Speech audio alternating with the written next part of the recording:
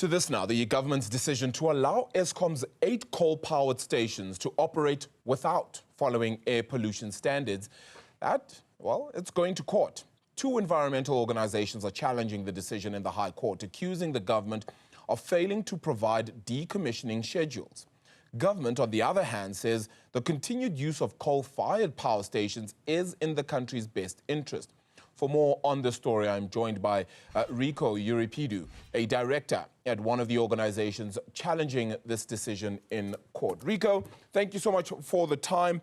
Let's talk about what you're seeing when it comes to the discrepancies here. Government saying that ultimately there are certain air pollution standards that need to be met, but also speaking out of the same mouth and on the other side saying, well, we still need these coal-fired power stations and decommissioning is not likely to happen anytime soon. Good evening to you and your viewers this evening. Yeah, it's very concerning for us because these emission limits are laws that government themselves made and government themselves set, and these laws are not new. They were first negotiated beginning in 2006 with our Air Quality Act, and then between 2006 and 2010, these emission limits were determined. And the big polluters in the Highveld were part of this process. They participated in the process. And the emission limits, the actual limits, the standards that we agreed, they aren't reflective of the most progressive or most protective of health in the world. They were negotiated. So it's not as if Eskom hasn't known about it. They've known about this for the last 15, 20 years. And it's not as if they haven't had enough time to prepare for this. They've had more than enough time. And this is the very concerning issue at hand, is that if we had to use a simple analogy, like, for instance, our traffic laws. So we are allowed to drive 120 kilometers an hour on our highways. And the reason for that is that we know that it's safe where the speed limit is 120. And if everybody drives at 120 and drives responsibly, there will be no road deaths or very few road deaths. But Eskom is now applying to speed at 160 kilometers an hour, knowing full well that at 160 kilometers an hour, and in this case, the analogy is emitting a massive amount of pollutants that affect people's health, they know that there will be excess deaths. And what they are asking us to do is to allow them to drive at 160 kilometers an hour so that lots of people will be sacrificed in that decision. And Rico, we think it's wrong. Rico, what's the reason? What's the reason that they've given forward? Well, to begin with, let's not make any bones about this. Eskom's coal-fired power stations are old and they are not very efficient. And what government is trying to do is to buy as much time for those coal-fired power stations as it can. What we're saying is we don't want Eskom to suffer. We don't want Eskom to fail. We want Eskom to, in all good faith, be part of what is a bigger plan that our president, as part of a presidential commission on climate change, has determined is a just transition. And that just transition talks about respecting workers' rights, respecting people who live in these priority areas where the air pollution is in exceedance of our national standards. For the last 20 years, there's been no change. And we want Eskom, in good faith, to say to us, this is the plan that we have. We are going to decommission these old polluting coal-fired power stations by this date. By this date, we are going to roll out renewable energy that is going to be equitable and accessible to the people who need it the most. Yeah, Rico. We are going to take care of workers. That's what we want Eskom to do.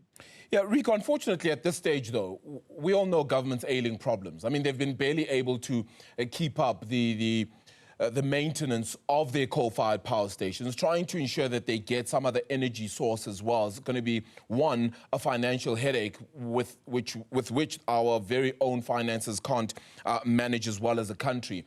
Is it perhaps a little bit unreasonable to expect that to be done in the present? Or is it just an undertaking that you feel that government has already set forward that they should be just managing, and no matter what, they should do it? No, not at all. We don't think it's unreasonable. We don't think it's unconstitutional. To give you a practical example, in the last 5 years, we have had almost 10 gigawatts of renewable energy coming online.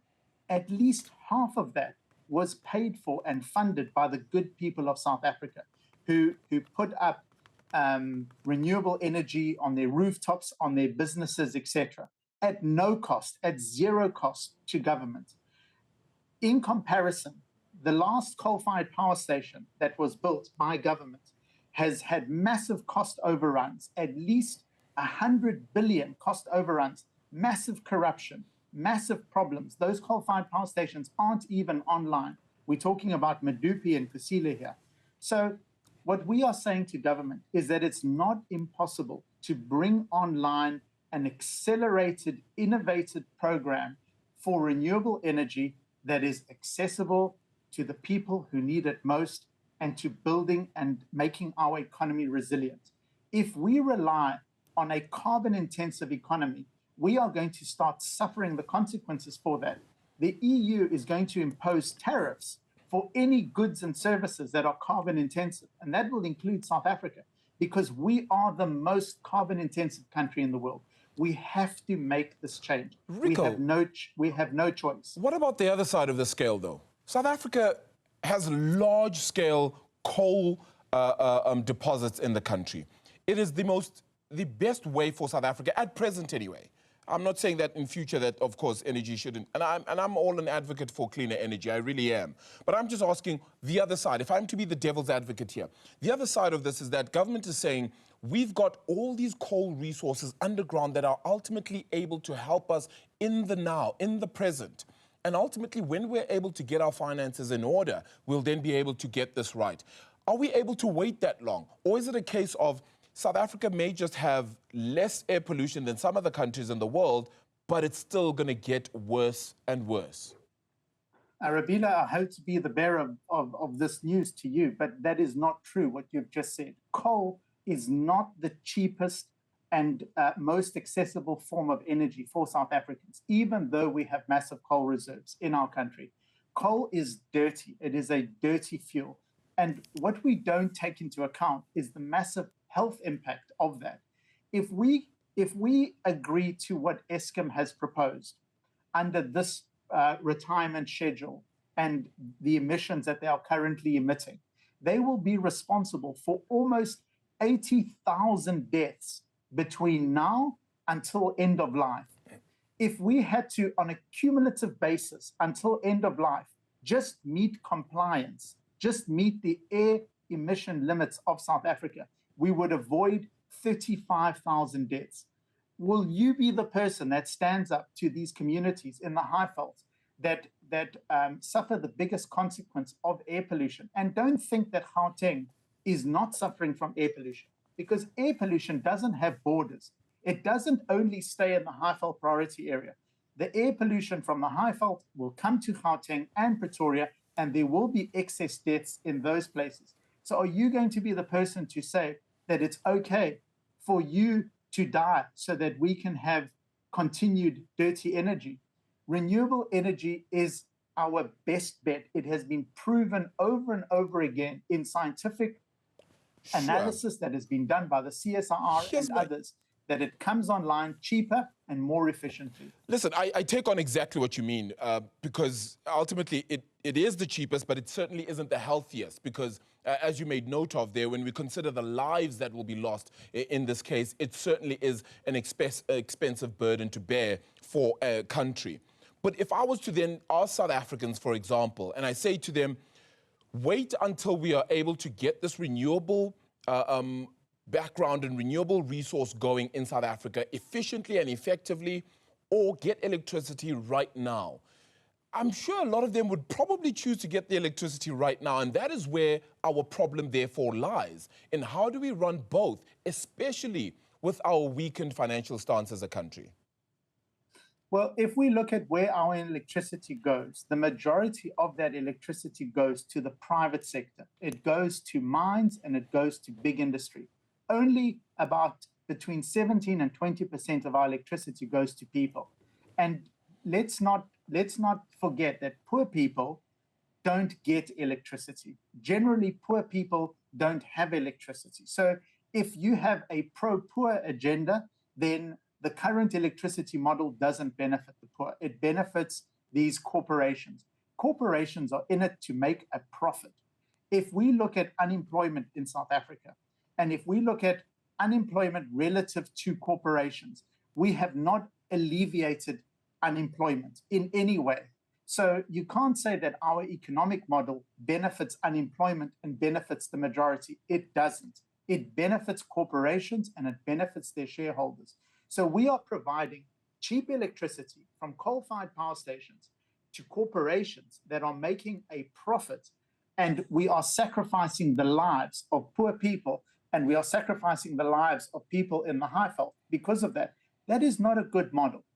We have to rethink the way we organize our economic model so that it benefits the majority of people.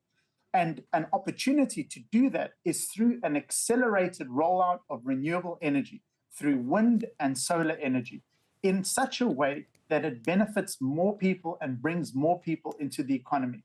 Our current economic model, our current energy model does not benefit anybody other than corporations and a profit-seeking minority. So that in itself is a problem. Yeah. So again, coming back to the presidential idea of a just transition, what is a just transition?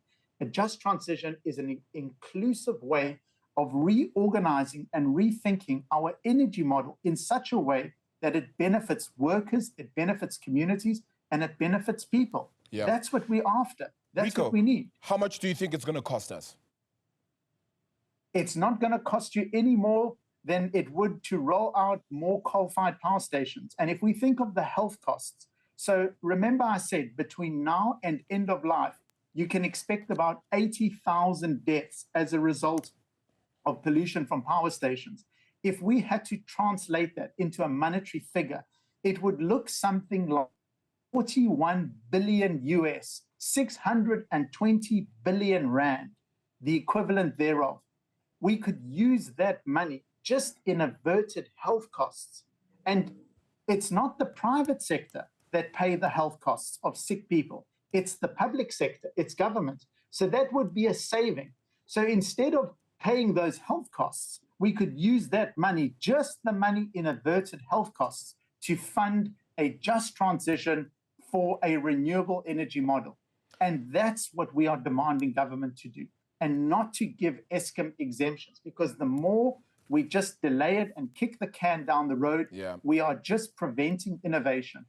Rico, listen, I'm all for it. I fully understand it and I fully get where it's coming from. Please understand that I need to play devil's advocate here, and I think I'm playing a very small part compared to what you'll be getting in court as well as you head to court on this one. So I thank you so much for your time. Groundwork Campaign is the coordination and the environmental group that you represent as well, that has taken government to court then over the decision to allow Eskom power stations some emissions leeway. So certainly a story that will continue to follow. Rico Euripidou is the person who just joined us there to discuss.